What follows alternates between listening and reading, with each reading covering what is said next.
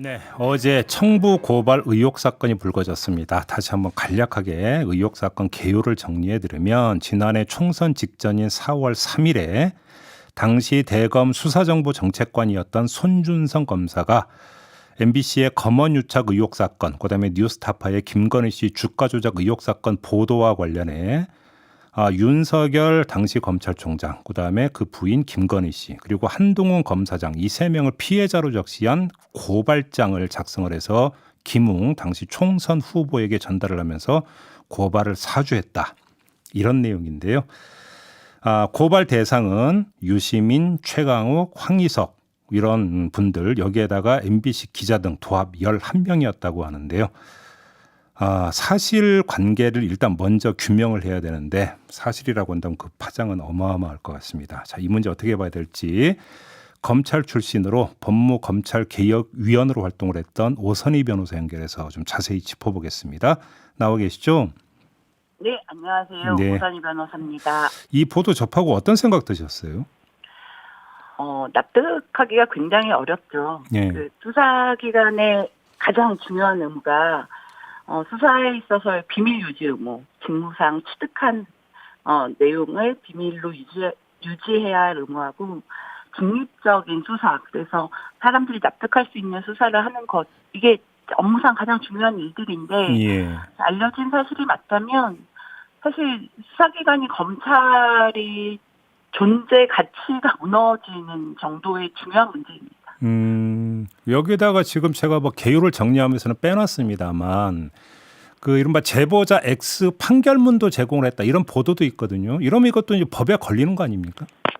그렇죠. 이게 지금 판결문 언론에 난 것을 보니까 실명화 판결이에요. 예. 그러니까 사건 번호를 알면 대법원에 가서 이제 비실명화된 판결문을 받을 수는 있는데요. 타인이라고 하더라도 예. 이렇게 실명으로 기재된 판결문은 그 해당 사건을 변호했거나 그 당사자거나 아니면 판사거나 검사거나 이 정도밖에 볼 수가 없거든요. 네. 그래서 이게 개인정보가 기재된 판결문을 외부로 정부 주체의 동의 없이 네. 유포하는 행위 자체가 개인정보보호법 위반 행위입니다. 그러니까요. 범죄죠.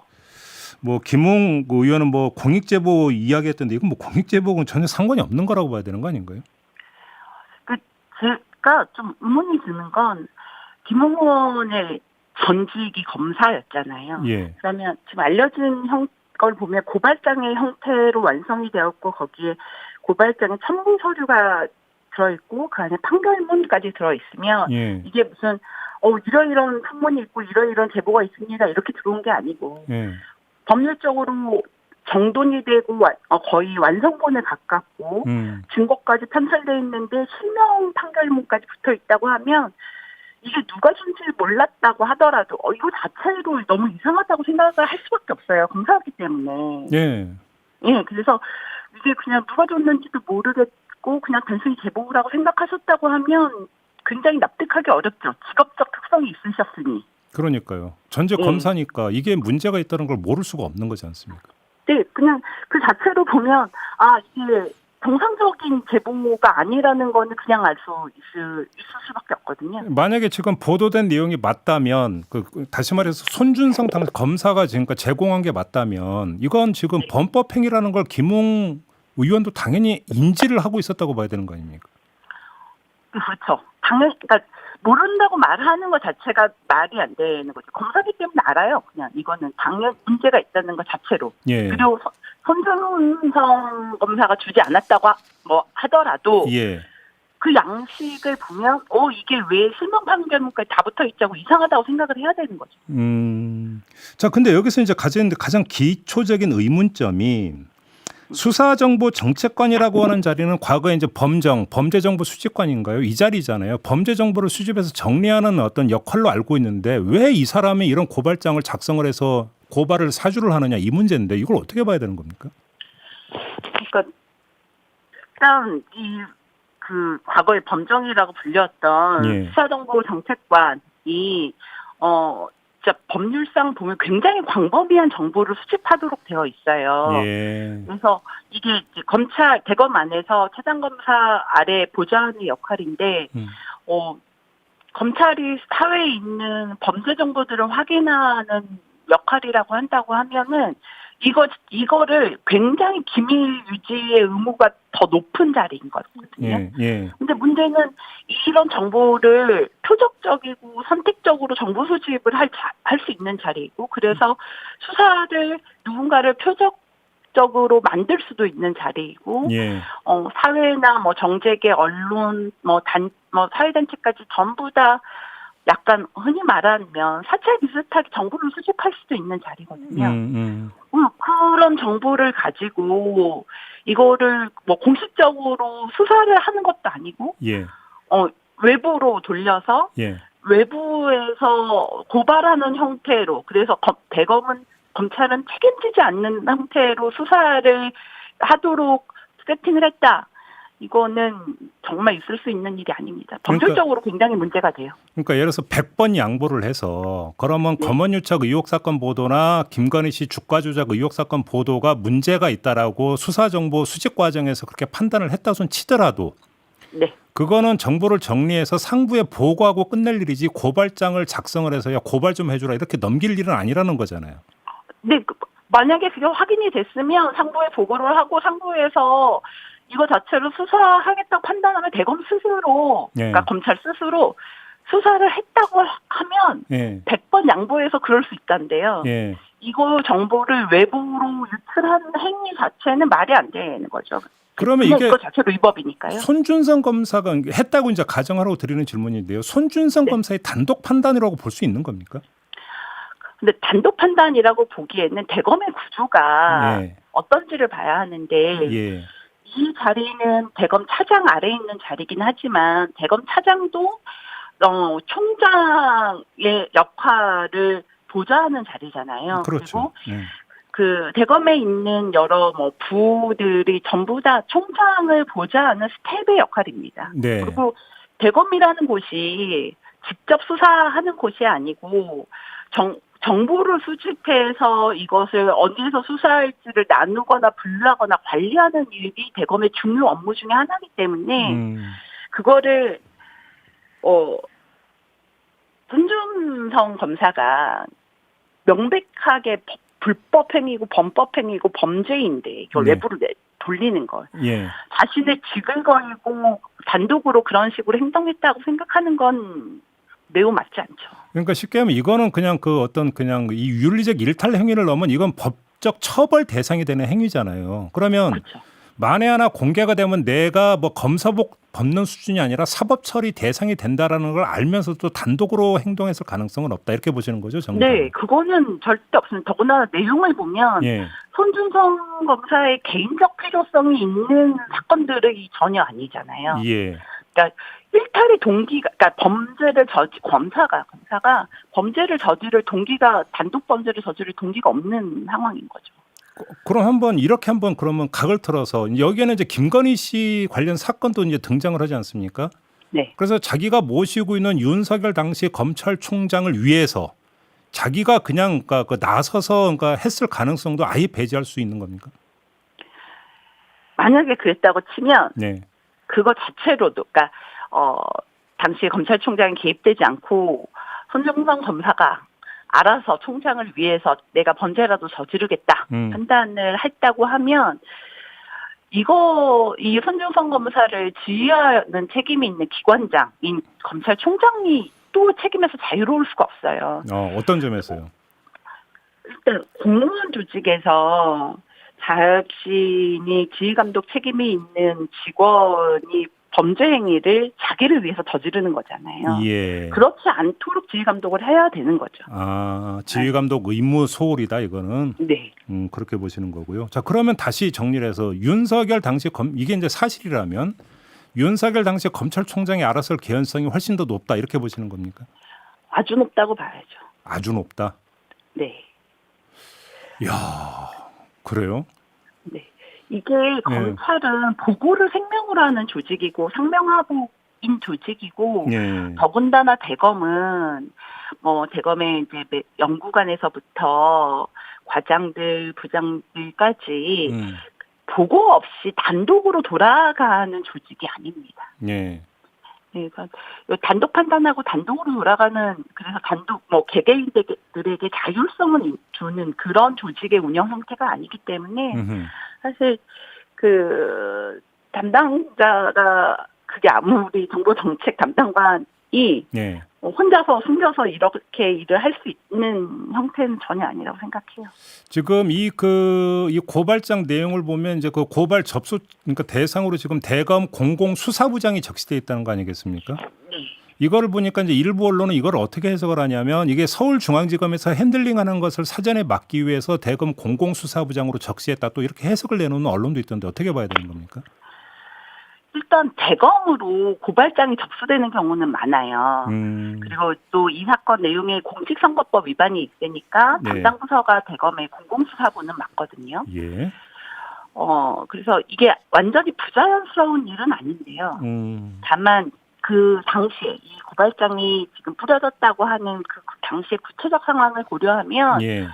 중앙지검을 좀 피하고 싶었던 내심의 계산은 있을 수도 있을 것 같아요. 아, 그런 계산이 있을 수는 있다. 네. 알겠습니다. 자, 김호수 검찰총장이 대검 감찰부에 진상조사를 지시를 했는데요. 감찰과 진상조사는 많이 다릅니까? 일단 지금 법무부에서 조사를, 그러니까 총장이 감찰부를 통해서 내용을 확인을 하는 과정은 필요할 거라고 생각이 들고요. 진상조사는 감찰이 진행되는 과정의 사실을 확인하는 의미로 지금 봐야 할 것 같습니다. 감찰 전 단계 내지 감찰의 일환, 이렇게 이해를 하면 네. 되는 겁니까? 네. 근데 지금 이렇게 조사를 해서 만약에 사실이라고 가정을 한다면 물증을 찾아낼 수 있을까요? 어떻게 보십니까? 일단 뭐 알려진 바에 의하면 지금 김웅 의원이 SNS를 통해서 네. 받았다고 하는 것이고, 지목된 상대방도 SNS로 보냈다는 것이어서요. 증거가 아예 없을 것 같지는 않은데, 검찰 내부에서는 어떨 것 같습니까? 검찰 내부에서도 증거가 아예 없을 거라고 생각은 하지 않습니다. 왜냐하면 이러한 문서가 작성된 흔적이 있을 수는 있겠는데요. 다만 시간이 좀 흘렀고, 네. 그동안 이게 감찰 과정이 뭐 수사처럼 압수수색을 할 수 있는 상황은 아니니까, 뭐 휴대전화든 컴퓨터든 사용했던 도구들이 인멸될 우려는 있죠. 제가 이 질문을 드린 이유가 이제 손준성 검사의 당시 직책이 이제 수사정보 정책관이었잖아요. 네. 근데 이제 어떤 보도가 있었냐면, 과거 이제 다른 건 때문에 나왔던 보도가, 이 수사정보 정책관실에서 작성되는 문서는 바로 그 파일이 삭제가 되고, 그다음에 경우 때는 디가우징 되는 경우도 흔하다, 이런 보도가 있었는데, 이렇게 놓고 본다면, 이래서 이제 손준성 검사가 수사정보 정책관직을 그만두고 이동을 할 때 컴퓨터가 디가우징 됐을 가능성도 지금 배제할 수는 없는 거 아닙니까? 그래서 제가 말씀드리는 게 이건데요. 예. 남아있을 만한 자료가 컴퓨터 또는 휴대전화인데 좀 시간상 조사를 한다 하더라도 안 나올 가능성은 충분히 있는 거죠. 그러니까요. 예. 네. 그래서 이제 검찰 내부에서 뭐 감찰이든 진상조사든 이게 이제 된다고 해서 과연 그러니까 만약에 이제 당사자들이 부인을 한다면 물증을 찾아내는데, 물증을 찾아낼 수 있을까가 좀 궁금해서 좀 이제 질문을 드렸던 것 같고요. 그러면 예를 들어서 지금 이제 핸드폰 메신저 내용이 지금 이제 캡처가 된 게 이제 나온 거 아니겠습니까? 네. 이건 물증으로서의 가치가 있다고 봐야 되는 겁니까? 핸드폰 캡처가 된 SNS 캡처가 된 사진에 그것을 제공한 휴대전화기가 있을 것 같고요. 그렇겠죠.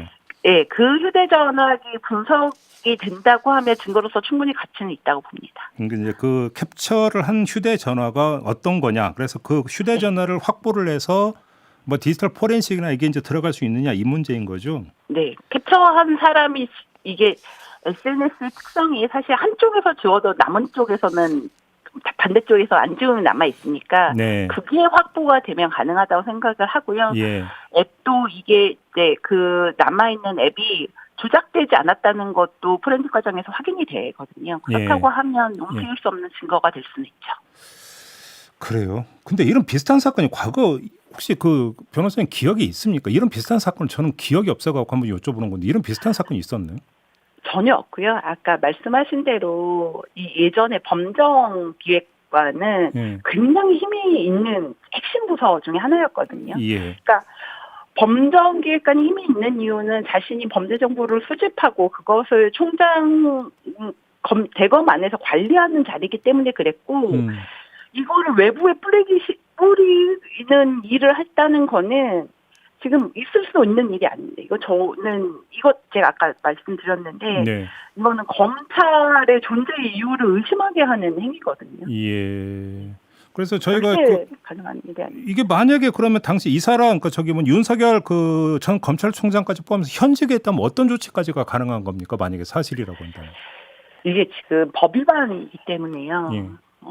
당연히 그 검사 징계법상 징계 대상 예. 파면까지 가능한 징계 대상 사건이기도 하고 예.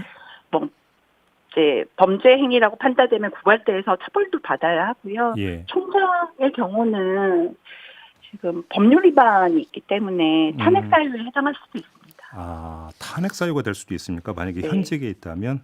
네. 그렇군요. 알겠습니다. 일단 근데 지금 현재로서는 사실 규명이 일단 좀 급선무이기 때문에 일단 그 사실 관계가 일단 먼저 확인이 돼야 그다음에 이제 판단이 뒤따른다는 점을 좀 다시 한번 말씀을 좀 드려야 될 것 같고요. 어디까지 이게 이제 진행이 될 수 있을 것 같은데 좀 한번 마지막으로 이걸 좀 여쭤보겠습니다. 이게 그냥 그 진상조사가 아니라 바로 수사로 전환하면 안 되는 겁니까? 이게 검찰에 지금 이제 결단이 좀 필요할 수 있다는 생각은 들고 예. 저는 시간이 늦어지면 늦어질수록 사실 진실 규명은 굉장히 어려워지는 사건이라고 생각하거든요. 예. 그래서 검찰에서 결단을 내린다면 수사가 진행되는 게 맞다고 생각합니다. 그렇죠. 진상조사는 그러니까 이거는 그럼 압수수색도 못 하는 거죠. 네, 그러니까요. 그러니까요. 알겠습니다. 일단 오늘 말씀 여기까지 듣겠습니다. 고맙습니다, 변호사님. 네, 감사합니다. 네, 지금까지 검찰 출신으로 법무검찰개혁위원으로 활동을 했던 오선희 변호사와 함께했습니다.